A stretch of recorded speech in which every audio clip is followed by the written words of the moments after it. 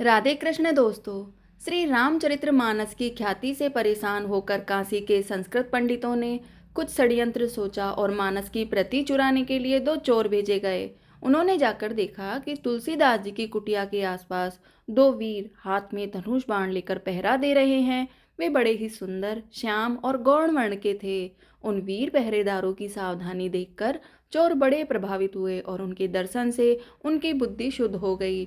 उन्होंने तुलसीदास जी के पास जाकर सब वृतांत कहा और पूछा कि आपकी ये सुंदर वीर पहरेदार कौन है। तुलसीदास जी समझ गए कि प्रभु श्री राम और लक्ष्मण ही हैं। तुलसीदास जी के नेत्रों से अश्रु की धारा बह चली, वाणी गदगद हो गई।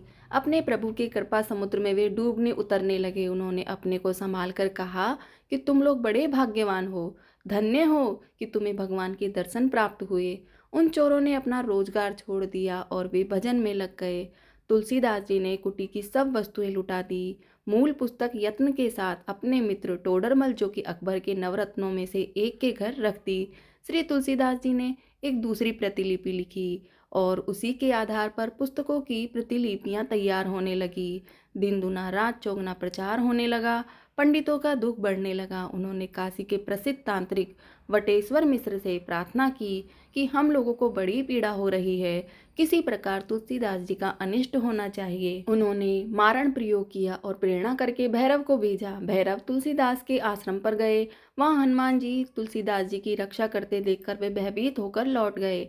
मारण का प्रयोग करने वाले वटेश्वर मिश्र के प्राणों पर आ बनी, परंतु अभी तक भी पंडितों का समाधान नहीं हो सका।